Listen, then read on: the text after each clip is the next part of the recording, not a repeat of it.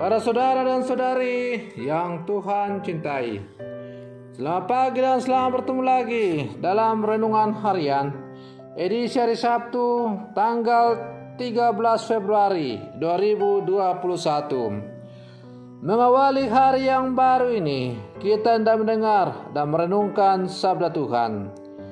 Marilah sebelum kita mendengar dan merenungkan sabda Tuhan, kita berdoa.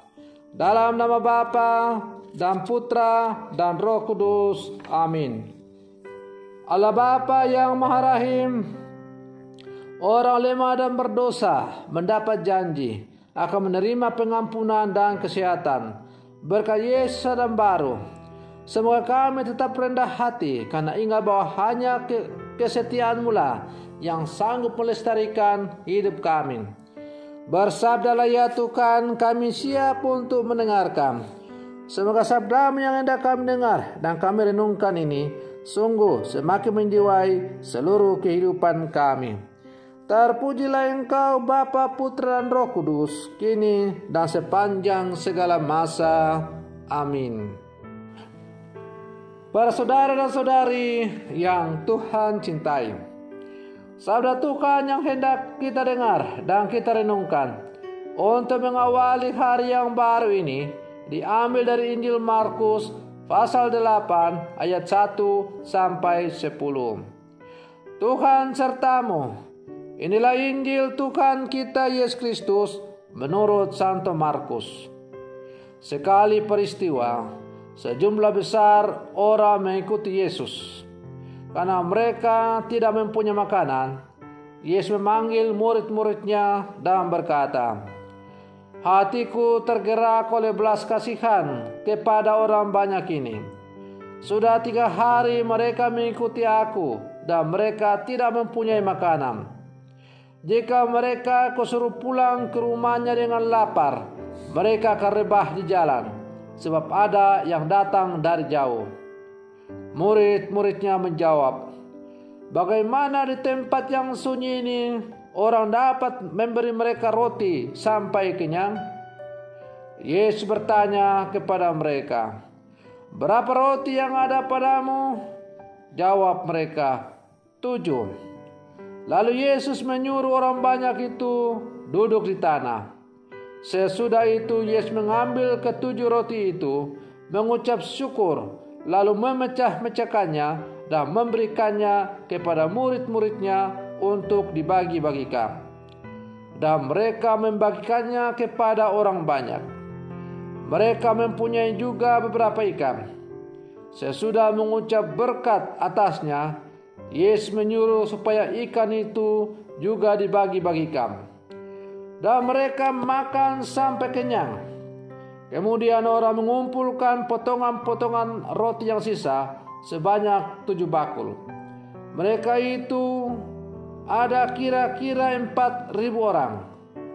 Lalu Yesus menyuruh mereka pulang. Akhirnya Yesus segera naik ke perahu dengan murid-muridnya dan bertolak ke daerah Dalmanuta.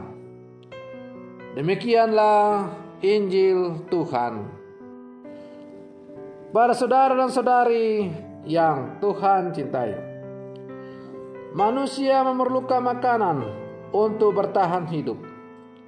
Namun, ketersediaan makanan sangat ditentukan oleh banyak faktor, seperti musim yang baik, hasil panen yang bagus, atau juga petani yang berjerih payah. Kenyataan ini sebetulnya menegaskan ketergantungan manusia pada ciptaan lainnya dan terutama ketergantungannya pada Tuhan. Tanpa sesama dan terutama tanpa Tuhan, maka manusia tidak akan berdaya apa-apa. Tanpa makanan, manusia bisa mati. Lebih dari itu, tanpa ciptaan lain dan Tuhan, manusia tidak dapat melanjutkan hidupnya. Walau mengusir manusia dari Taman Eden, Tuhan tetap memberi peluang kepada manusia untuk bekerja mencari makanannya. Yesus sangat sadar akan hal ini, sehingga dia tidak hanya menanggapi kehausan rohani manusia, namun juga kelaparan jasmani.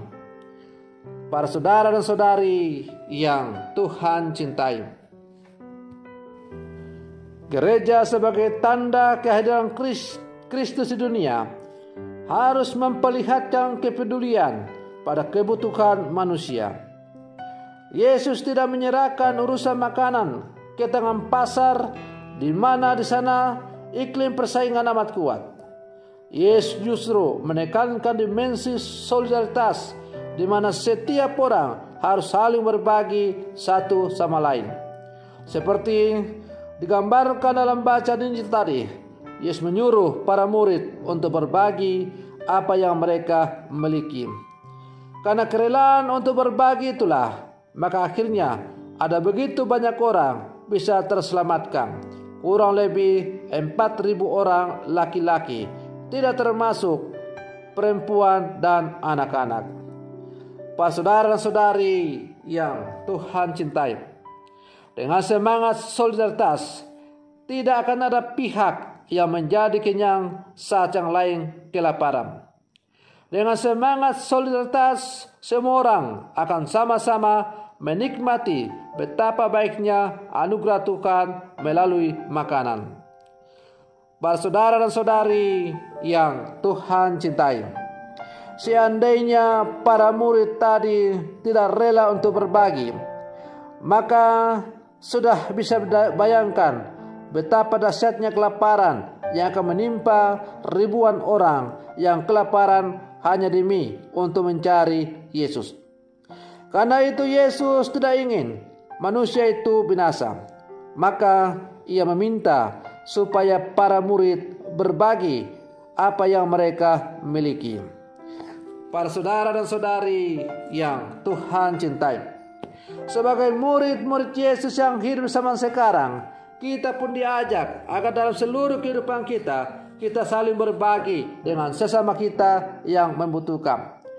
Tentu kita berbagi apa yang kita miliki. Tidak semua orang mungkin bisa berbagi makanan dan sebagainya, tetapi kita berbagi apa yang Tuhan anugerahkan kepada kita, apa yang kita miliki. Katakanlah kalau saya sebagai seorang gembala, tentu saya hanya bisa berbagi dengan apa yang saya miliki. Makanan jasmani jelas saya tidak miliki, kekayaan jelas saya tidak miliki, tetapi makanan rohani, kekayaan rohani yang saya miliki dapat saya bagikan kepada sesama.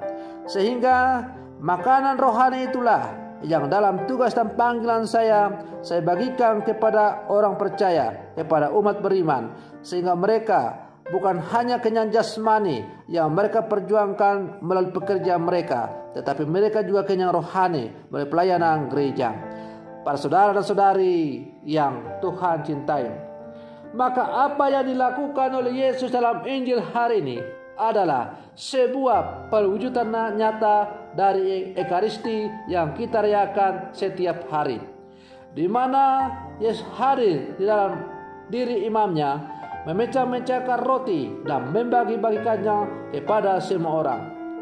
Walaupun tampak kecil dan sederhana, namun disitulah letak besarnya keagungan kasih Allah yang mampu memberi kekuatan kita dalam perjalanan kita menuju Bapa di surga. Para saudara dan saudari yang Tuhan cintai, roti Ekaristi itu mesti dipecah-pecahkan terlebih dahulu, baru kemudian dibagikan. Lambang bahwa kita mau berbagi dengan sesama, sebagai Yesus telah membagi kehidupan demi membagi kehidupan dengan umat demi keselamatan mereka. Demikian pun dengan diri kita dipanggil untuk memecahkan roti diri kita dan membagi-bagikannya kepada orang lain lewat upaya-upaya baik yang keluar dari kedalaman iman serta kesederhanaan dan kekurangan kita. Walaupun sedikit, kecil dan kurang, percayalah Tuhan akan menggandakan membesarkan dan memenuhi apa yang kurang dari diri kita, asal kita memberinya dengan hati yang tulus dan penuh cinta. Para saudara-saudari yang Tuhan cintai, maka marilah dalam kehidupan kita sebagai orang-orang percaya yang hidup bersama sekarang, kita rela berbagi apa yang kita miliki sesuai dengan apa yang ada pada diri kita, yang telah Tuhan berikan kepada kita. Dengan semangat berbagi itu, dengan semangat solidaritas itu, maka semakin menyadarkan kita bahwa kita semua tidak bisa hidup seorang diri. Bagaimanapun juga kita bisa hidup hanya kalau ada sama kita, dan terutama Tuhan yang Maha Kuasa itu. Semoga permenungan saya ini untuk mengawali hari yang baru ini sebagai menghantar kita untuk menjadi orang-orang beriman yang sejati. Semoga demikian. Selamat pagi, Tuhan Yesus memberkati.